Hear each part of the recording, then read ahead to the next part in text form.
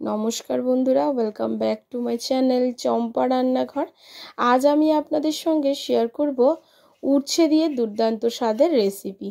উচ্ছে বলুন বা করলা বলুন, এই গরমে কিন্তু খেতে লাগে অমৃতর মতো। ভাতের প্রথম পাতে এই উচ্ছের যে কোনো রেসিপি হলে কিন্তু ভীষণই জমে যায়।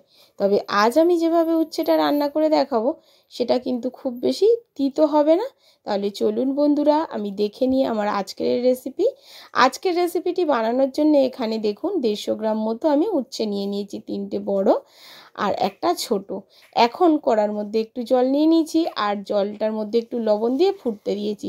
যখন জলটা ঠিক এইরকম টকবক করে ফুটে উঠবে তখন উচ্ছে বা করলাগুলোকে জলের মধ্যে দিয়ে দিতে হবে।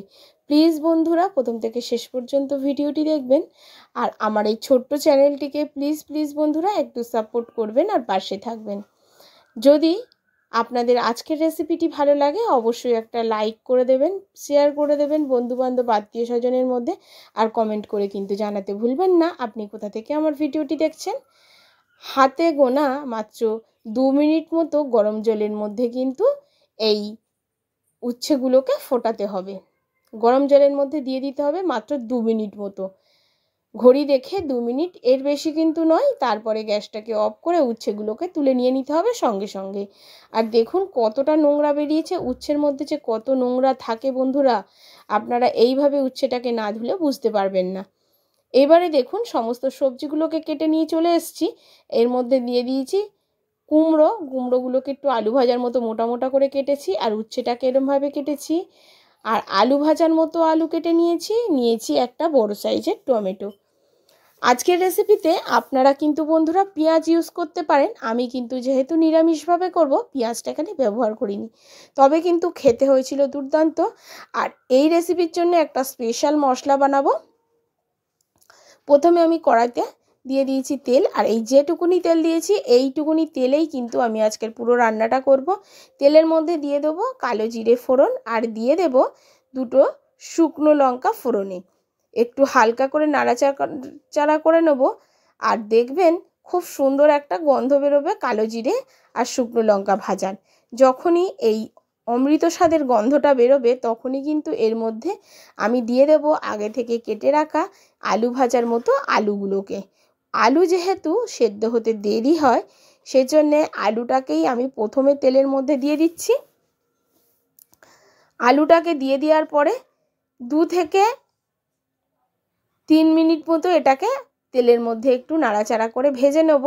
নেওয়ার পরে তারপরে কুমড়োটাকে আমি দেব। দেখুন, আর যেহেতু উচ্ছেটা গরম জলের মধ্যে দেওয়ার কারণে একটু নরম হয়ে গেছে, তো উচ্ছেটা আমি সবার লাস্টেই দেব। এবারে দেখুন আলুটাকে দিয়ে 2 মিনিট মতো আমি ভেজে নিলাম। ভাজার পরে এবারে কুমড়োটাকে অ্যাড করছি। আর বন্ধুরা কুমড়োটা কিন্তু ছিল ভীষণ মিষ্টি। এখানে কিন্তু আমি তরকারির মধ্যে কোনো রকম চিনি ব্যবহার করিনি। এইভাবে এই কুমড়ো উচ্ছে আর আলুর চচ্চড়িটা যদি একবার আপনারা খান, অন্য কোনো উচ্ছের রেসিপি আপনাদের আর ভালো লাগবে না। কুমড়ো আলু দিয়ে একটু নাড়াচাড়া করে ভেজে নিয়েছি। ভেজে নেওয়ার পরে এর মধ্যে আমি একটা মশলা বানিয়ে নিচ্ছি। একটা ফ্রাই প্যান বসিয়ে নিয়েছি আর তার মধ্যে 1 চামচ মতো 5 ফোড়ন দিয়ে দিচ্ছি। 5 ফোড়নটাকে নাড়াচাড়া করে হালকা করে ড্রাই রোস্ট করে নিতে হবে। বন্ধুরা মাথায় রাখবেন 5 ফোড়ন কিন্তু বেশি ভাজা হলে তিতো হয়ে যাবে। হালকাভাবে ড্রাই রোস্ট করে নিতে হবে 5 ফোড়নটাকে। আর দেখুন বন্ধুরা আমার কিন্তু 5 ফোড়নটা ড্রাই রোস্ট করে নেওয়া হয়ে গেছে। এবার এটাকে আমি তুলে নেব। গুঁড়ো করে নিয়ে আমি ফিরবো এই 5 ফোড়নটাকে। এবারে দেখুন এখানে কিন্তু আগে থেকেই যে কুমড়ো আর আলুটা ভাজা হচ্ছিল সেটাকে একটু নাড়াচাড়া করে দিয়েছি, দিয়ে তার মধ্যে আমি উচ্ছেটাকে মিশিয়ে নিয়েছি। উচ্ছেটাকে মিশিয়ে নিয়ে আবারও একটু খুব ভালো করে নাড়াচাড়া করে নিচ্ছি। এবারে এর মধ্যে দিয়ে দেবো হলুদ গুঁড়ো আর দিয়ে দিচ্ছি কাশ্মীরি লঙ্কার গুঁড়ো। যেহেতু উচ্ছে খুব বেশি ঝালের প্রয়োজন নেই বন্ধুরা, দিয়ে দিচ্ছি কাশ্মীরি লঙ্কার গুঁড়ো। এখানে একটু কালারের জন্য ব্যবহার করলাম। আবারও একটু নাড়াচাড়া করে নিচ্ছি। হলুদ আর কাশ্মীরি লঙ্কার গুঁড়োর সাথে একটু এটাকে নাড়াচাড়া করে নিয়ে দিয়ে দেব পরিমাণ মতো লবণ।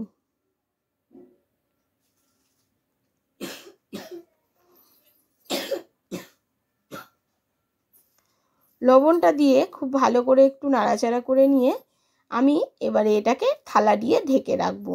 এখানে আমি কোনো রকম জলের ব্যবহার করব না। এখানে টমেটো দেবো আর উচ্ছে আর কুমড়ো থেকে যে জলটা বেরোবে সেটাই দিয়েই কিন্তু তরকারিটা আমার একদম কমপ্লিট হয়ে যাবে। এই জন্যে উচ্ছেটাকে আমি খুব ভালো করে গরম জলে দিয়ে ধুয়ে নিয়েছিলাম, যাতে উচ্ছের তেতো ভাবটা চলে যায় আর উচ্ছের মধ্যে কিন্তু অনেক নোংরা থাকে, সেটাও বেরিয়ে যাবে। দেখুন কিছুক্ষণ ঢাকা চাপা দিয়ে রাখার পরে একটুখানি তুলে দেখে নিচ্ছি যাতে তলায় লেগে না যায়। আবারও একটু নাড়াচাড়া করে নিচ্ছি। এবারে এর মধ্যে মিশিয়ে দেব কেটে রাখা টমেটোটা।